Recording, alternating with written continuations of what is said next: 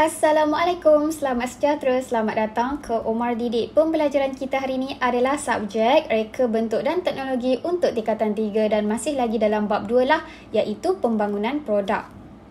Jadi untuk bab 2 ni kita dah habiskan ke semua subtopik daripada subtopik pertama sampailah ke subtopik yang ke-10.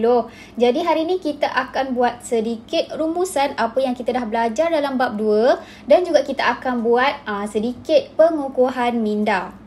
Okey, untuk subtopik pertama, kita dah belajar cara menyatakan produk yang hendak dihasilkan berdasarkan daripada kajian keperluan pelanggan dan juga projek brief. Kajian keperluan pelanggan ni, kita dah belajar macam mana kita nak kaji permasalahan pelanggan kan. Pelanggan ni ada masalah apa dengan produk dia. Lepas tu kita buat projek brief. Projek brief ni adalah perancangan awal lah antara pengurus, pelanggan dan juga pereka bentuk. Pereka bentuk ni dia akan buat beberapa lakaran awal yang akan dipilih oleh pengguna. Untuk subtopik kedua, kita belajar cara mengenal pasti teknologi yang sesuai kepada produk lah.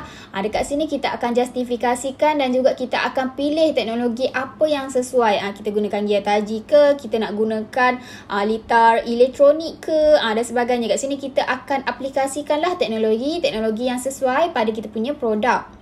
Okey, seterusnya untuk subtopik ketiga kita belajar cara merancang konsep, elemen dan juga prinsip reka bentuk. Konsep penghasilan idea ni kan kita belajar ada dua, iaitu bentuk mengikut fungsi dan fungsi mengikut bentuk. Ada dua jenis kan. Lepas tu kita belajar juga apakah elemen. Elemen ni adalah garisan, warna, bentuk, rupa. Untuk prinsip pula adalah pergerakan kan, kontras, kepelbagaian, kesatuan.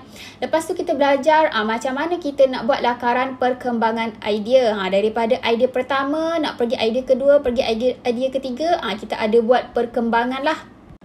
Seterusnya untuk subtopik keempat, kita belajar untuk menghasilkan lakaran produk. Dekat sini kita belajar beberapa lakaran. Lakaran 3D, lakaran ceraian. Okey, lakaran ceraian ni adalah lakaran kita pecahkan bahagian-bahagian produk. Daripada bahagian atas, bahagian tengah, bahagian bawah kita pecahkan supaya senang kita nak nampak sambungan antara produk daripada atas sampai ke terakhir. Dan juga kita belajar lakaran kerja lah. Okey, lepas tu kita belajar juga macam mana kita nak buat lakaran tu ada prinsip dan juga elemen. Macam mana kita nak aplikasikan, apakah prinsip yang digunakan, apakah elemen yang digunakan. Subtopik kelima pula, kita belajar cara menyediakan jadual kerja. Kita gunakan cartagan. Dekat sinilah kita buat, kita susun satu persatu daripada minggu pertama sampai minggu ke-22 kan. Daripada minggu pertama apa kita buat, minggu kedua sampai minggu keempat apa aktiviti kita. Dekat sini kita susun apakah aktiviti kita daripada awal sampai habis, macam mana kita nak buat produk kita tu kan. Lepas tu subtopik ke-6, kita belajar untuk buat senarai bahan, peralatan dan juga bajet. Kat sini kita senaraikan bahan-bahan apa yang kita perlukan. Kayu, kita perlukan gear taji dan sebagainya. Peralatan pula kita gunakan apek G, kita gunakan jangka lukis. Semua ni kita kena senaraikan bahan-bahan apa yang kita perlukan dan juga kita buat pengiraan bajet produk lah. Dekat sini kita dah asingkan macam mana kita nak kira bayaran kepada pekerja, bayaran kepada bil utility dan sebagainya. Seterusnya subtopik ke-7, kita belajar menghasilkan produk berfungsi atau berfungsi sebahagian. Dekat sini kita belajar 3 kan. Ada mock-up, berfungsi sebahagian dan juga berfungsi. Kita dah juga belajar apakah ciri-ciri antara ketiga-tiga tu. Okey, macam mana langkah-langkah menghasilkan produk. Daripada A sampai Z kita ceritakan. Kita potong, kita glukan, kita pasangkan bahagian mana, kita buat pemotongan dan juga kena ada kepentingan merancang. Dekat sini saya dah listkan beberapa kepentingan merancang. Apa dia, kebaikan dia dan sebagainya. Okey, untuk subtopik ke-8 kita belajar cara untuk buat pengujian dan juga penilaian ke atas produk. Kita belajar ada dua jenis kita nak buat pengujian kan. Satu adalah cara ujian makmal, satu lagi ujian parameter. Dekat sini kita tengok penghasilan produk kita yang terakhir. Jadi ke tak kita punya penggilap kasut magic tu berfungsi dengan baik ke tak. Lepas tu kita cek juga tahap keselamatan. Ada bahagian yang tajam ke, ada bahagian yang tidak selamat ke, sesuai ke untuk semua peringkat umur. Lepas tu subtopik yang ke-9 kita belajar cadangan penambahbaikan. Dekat sini kita belajar kan macam mana kita nak ubah bateri yang biasa tu kita ubah pada yang boleh cas. Lepas tu kita ubahkan juga switch. Switch boleh laras pada kelajuan. Lepas tu untuk yang subtopik ke-10 kita belajar buat pendokumentasian. Apakah format-format yang kena ada? Kena ada pengenalan, kena ada isi kandungan, kena ada abstrak, penghargaan dan sebagainya lah. Okey, ini adalah antara sedikit sebanyak yang saya dah keluarkan apakah yang kita dah belajar daripada subtopik pertama sampai ke subtopik 10 dalam bab 2. Okey, tibalah masa untuk kita buat pengukuhan minda. Pelajar boleh buka muka surat 120 dalam buku teks RBT Tingkatan 3. Okey, nombor 1, kriteria utama dalam kajian keperluan pelanggan ialah, kalau kita nak buat kajian keperluan pelanggan ni, kita kena ada apa? Pertama sekali, kita kena ada maklumat pelanggan. Kita kena tahu siapakah pelanggan kita tu, apakah permasalahan dia. Lepas tu kita kena tahulah latar belakang produk sedia ada yang dia ada permasalahan lah. Contohnya penggilap kasut tu kan. Apa permasalahan dia? Kita kena tahu latar belakang produk tu. Lepas tu kita kena senaraikan penambahbaikan apa yang kita nak buat daripada produk sedia ada.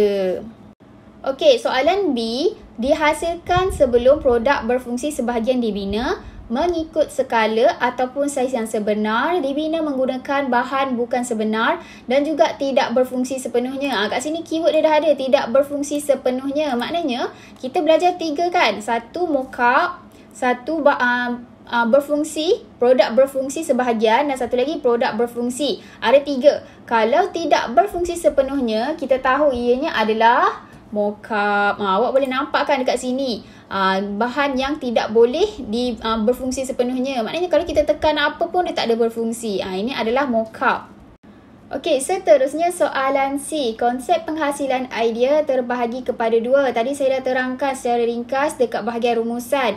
Penghasilan idea ada 2, iaitu bentuk mengikut fungsi dan juga fungsi mengikut bentuk. Contohnya macam ni kita dah belajar kan. Okey, bentuk mengikut fungsi kita nak kekalkan fungsi ni. Nak still adakan fungsi ni juga. Contohnya kerusi, fungsinya adalah untuk duduk. Tapi kita nak ubahkan dia kepada bentuk yang lain tapi fungsi masih sama untuk duduk. Daripada kerusi kita ubahkan bentuk kepada kerusi malas. Fungsi mengikut bentuk pula kita buat bentuk dia dulu. Contohnya bentuk dinosaur ni kan. Kita buat bentuk dinosaur. Fungsi ni kena mengikut bentuk dia. Contoh dinosaur ni sesuai digunakan sebagai senduk. Maknanya fungsi dia senduk tapi mengikut bentuk. Okey, seterusnya D. Kaedah pengujian yang boleh dijadikan terhadap satu produk adalah kita ada belajar 2 jenis, iaitu ujian makmal dan juga ujian parameter. Ujian makmal awak tengok ni, contoh saya bagikan kita buat jambatan. Macam mana kita nak uji jambatan ni kuat ke tidak? Jadi kita uji dalam bentuk kekuatan dia. Beban dia boleh tahan berapa lama kan? Ada berapa banyak beban dia boleh tahan. Untuk ujian parameter, yang kita buat ni lah. Kita gunakan 2 kaedah konvensional dan juga penggilap kasut magic. Kita gunakan kaedah situasi yang sebenar. Jadi macam mana kita nak tengok, nak bezakan. Kita ujikan dalam keberkesanan dia. Fungsi dia macam mana. Penggilap kasut magic dengan konvensional, mana yang lebih baik? Okey, seterusnya soalan nombor 2. Padankan cara mendapatkan maklumat dengan penerangan yang betul. Pertama, projek brief. Mana satu yang sesuai? Proses perbincangan awal yang bertujuan untuk mendapatkan maklumat secara teruslah daripada pelanggan tentang produk yang ingin dibangunkan. Projek brief ni sesuai kat sinilah perbincangan awal antara pengurus, antara pengguna dan juga pereka produk. Untuk penyelesaian masalah inventif pula, ianya adalah penyelesaian masalah secara berstruktur lah, berdasarkan logik, data dan juga idea yang dijana melalui prinsip inventif. Dekat sini kan kita dah belajar. Kita gunakan penggilap kasut magic contohnya. Jadi kita buatkan penyelesaian masalah berdasarkan logik, data dan juga idea yang dijana lah. Baru kita punya produk tu berkualiti. Seterusnya, kajian keperluan pelanggan adalah untuk mengenal pasti keperluan pelanggan dan matlamat produk. Kita nak tahu kan apakah masalah pelanggan, apakah keperluan pelanggan, apakah kehendak pelanggan dan juga kita nak tahu matlamat produk kita bina tu. Okey, soalan nombor 3, nyatakan nama dan fungsi alatan di bawah. Yang ni kita dah belajar kan. Untuk apa untuk yang first kali ni? Nama alatan ni adalah mesin pelelas. Okey, mesin pelelas ni adalah untuk kita nak gunakan sebagai kemasan untuk meratakan dan juga melicinkan permukaan produk kita kan. Kita tak nak bahagian kita tu ada kasar, tak nak ada bahagian-bahagian tajam. Jadi kita gunakan mesin pelelas lah untuk kita buat kemasan. Seterusnya, nama alatan ni apa? Ini kita gunakan pada wayar. Jadi nama alat ini adalah penjalur wayar. Penjalur wayar ni untuk kita nak menjalur penebat wayar lah. Kita nak buangkan bahagian luar wayar tu kan. Buang bahagian penebat. Dan juga kita boleh gunakan sebagai untuk memotong wayar. Seterusnya last kali ni apa? Untuk nampak awak dia macam nak kepitkan sesuatu pada bahagian tengah ni. Nama alatan ni adalah apik G. Okey, apik G ni adalah untuk kita nak mengapik bahan kerja lah. Kalau kita letak bahan kerja kat atas ni, dekat tengah-tengah ni, so kita akan ketatkan bahagian sini. So dia akan pegang kita punya bahan tu lah. So kita boleh gunakan sebagai untuk mengglue, menggerudi, memahat, menggergaji kan. Kita gunakan apik G untuk memegang kita punya produk. Okey, seterusnya bahagian B. Rajah 1 menunjukkan suatu contoh lakaran produk. Dia tunjukkan apa ni? Ini adalah keychain lah, rantai kunci kan. Okey, elemen apa yang ada dekat dalam lukisan ni? Kalau awak tengok. Tentulah kena ada garisan, kena ada rupa bentuk, ruang, saiz, warna dan tekstur. Okey, garisan ni awak tengok. Kalau tak ada garisan, maknanya tak dapatlah kita nak lukis kita punya lukisan. Kena ada rupa, kena ada bentuk. Nampak kan ruang? Nampak dia punya tinggi, lebar, panjang. Kita nampak dia punya saiz, warna kita gunakan dan juga tekstur. Kat tengah-tengah ni kita nampak kan ada alur-alur kayu. Kita nampak dianya sebagai kayu lah. Kita nampak tekstur dia. Untuk prinsip pula kita gunakan kesatuan, keringkasan dan juga keseimbangan. Kesatuan kita gunakan pelbagai jenis bentuk kan. Awak nampak ada sengit, ada bulat, ada segitiga, ada segi empat. Kita juga gunakan keringkasan. Tak begitu crowded kan. Kalau tengok pun cantik, kemas je. Dan juga kita gunakan prinsip keseimbangan. Okey, seterusnya B. Berdasarkan jawapan anda di A, huraikan peranan elemen dan prinsip. Kenapa kita kena ada elemen dan prinsip dalam kita punya lakaran? Okey, sebabnya kalau kena ada elemen reka bentuk ni untuk kita nak sampaikan kepada pemerhati lakaran kita tu supaya mudah difahami. Ada bentuk dia, ada lukisan dia, ada saiz dia. So daripada lukisan tu mudahlah pemerhati nak faham kan. Macam mana saiz dia, macam mana besar dia, macam mana bentuk dia. So sebab tu kita kena ada elemen dalam kita punya lakaran. Okey, kalau prinsip pula kena ada sebab kita nak hasilkan bentuk tu menarik dan juga menimbulkan emosi positif. Maknanya kalau pemerhati tengok pun dia suka kan. Dia nampak warnanya menarik, cantik, lawa, nak bentuk pun ergonomik. Macam itulah. Sebab tu pentingnya ada elemen dan prinsip dalam kita punya lakaran. Okey, seterusnya C. Cadangkan 2 penambahbaikan yang sesuai dilakukan pada lakaran produk. Tadi keychain tadi tu kan, apa yang kita boleh buat? Contohnya kita boleh buat pengubahsuaian bahagian tertentu supaya lebih mantap dan efisien. Contohnya ubah pada segi bentuk. Awak nak buat bentuk bulat ke? Sebagainya lah, tengok pada bahagian-bahagian mana yang sesuai kita nak buatkan dia lebih cantik. Lepas tu kita gunakan kemasan, kita gunakan susunan komponen, warna, grafik. Contoh warna tu tak sesuai kan. Kita ubahkan warna-warna yang lebih menyelah, lebih menarik. Dan juga kita boleh buat reka bentuk disesuaikan dengan fungsinya. Contohnya keychain. Sesuai ke kalau kita buat bentuk tajam? Sesuai tak kalau kita buat bentuk bulat? Kita tengok fungsi dia sesuai ke tidak. Lepas tu kita timbulkan ciri-ciri ergonomik untuk keselesaan pengguna. Tengok selamatlah kan. Janganlah kita buat bina-bina bukan-bukan kan. Jadi risau kena pada budak kecil kan. Risau terluka dan sebagainya. Dan juga beri perhatian kepada ciri keselamatan. Macam saya cakap ni lah. Ergonomik dengan keselamatan ni dia berkait rapat lah kan. Awak bentukkan awak punya produk tu ergonomik dan juga ciri keselamatan tu kena ada. Okey, seterusnya, apakah garis panduan menyediakan jadual kerja? Okey, jadual kerja ni kita gunakan cartagan. Okey, kenapa kita kena buat? Apakah kepentingan dia?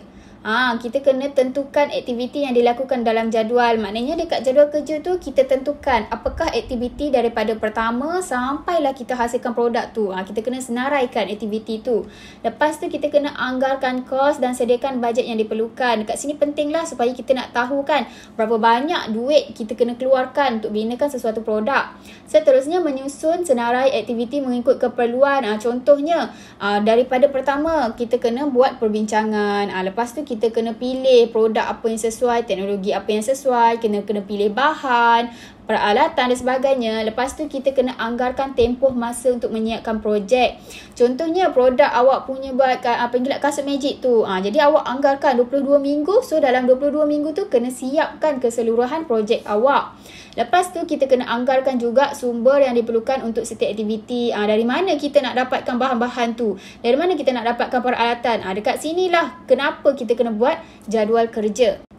Okey, soalan ketiga, senaraikan kepentingan merancang pembinaan produk berfungsi atau produk berfungsi sebahagian. Kenapa kita kena rancang pembinaan produk ni? Yang pertama sebab kita nak dapatkan hasil yang menepati keperluan dan kehendak pelanggan lah. Sebab kita tak nak kita bina produk tu sesuka hati kita kan. Kita nak bina produk untuk kita dapat selesaikan masalah pelanggan. Sebab tu kita kena merancang. Kedua, kita nak tentukan kaedah dan tempoh pembinaan produk. Dekat sini kaedah apa kita nak gunakan, kita gunakan peralatan apa, tempoh pembinaan tu berapa lama. Seterusnya membolehkan penambahbaikan dilakukan pada reka bentuk fungsi. Kita tengok dekat produk tu apakah penambahbaikan yang kita boleh buat, apakah lagi yang kita boleh buat untuk kita kualitikan tinggi lagi kita punya produk. Seterusnya dapat merancang tenaga kerja yang diperlukan dan juga bantu dalam menganggarkan kos, supaya kalau kita buat rancangan pembinaan produk ni tak adalah kita membazir kan. Jadi kita sediakan satu persatu daripada awal sampai habis, kita buat rancangan supaya kita punya produk yang kita hasilkan ini tak rugilah, tak mendatangkan kerugian kepada kita. Okey, itu sahaja pembelajaran kita hari ini. Terima kasih kerana sudi menonton. Semoga ianya bermanfaat. Semoga kita berjumpa lagi pada pembelajaran yang akan datang.